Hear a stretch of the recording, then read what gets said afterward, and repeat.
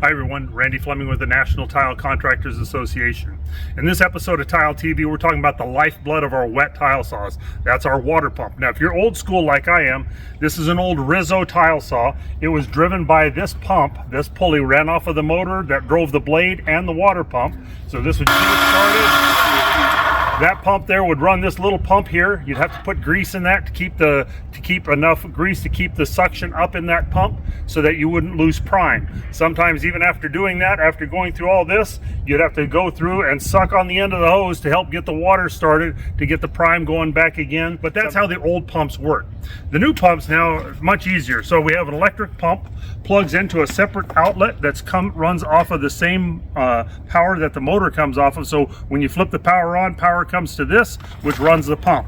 So first thing I do if I turn on my saw and I don't have water coming, first take a real quick look, make sure I've got enough water covering the pump. That's obvious. So if I don't have enough water there, sometimes what I'll do is I will unplug the pump from there, come to an outlet that I know is good.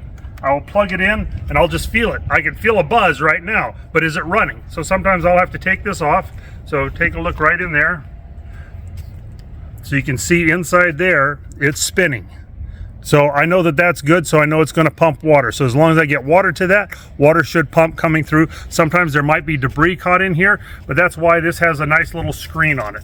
So that's one way we can do it. If that's not spinning, sometimes there's a piece of debris caught inside there. So we just have to take and remove this shroud, go inside there, clear that out, and put it all back together again, and typically that's going to work well for your pump. If your pump's not working, so number one, make sure you have a ground. Obviously you're in a wet area, make sure it's got its ground, make sure your cord is all good. A lot of times if you plug it in and it trips the breaker, sometimes it's lost its seal inside of the pump. The oil bath inside of the pump has lost, and so now it's grounding out through the water in your saw. So if you plug it in and it trips the breaker immediately, or when you turn on your saw, it trips the breaker, typically your pump is bad and you're needing a new pump. So that's one thing. Make sure you have that. On some of the newer pumps, the nice thing with them is they have a nice little screen, a separate little foam piece there, and you can look in there really easy to see that it's clean. Make sure that's clean, make sure that's running. Put that back together and in you go.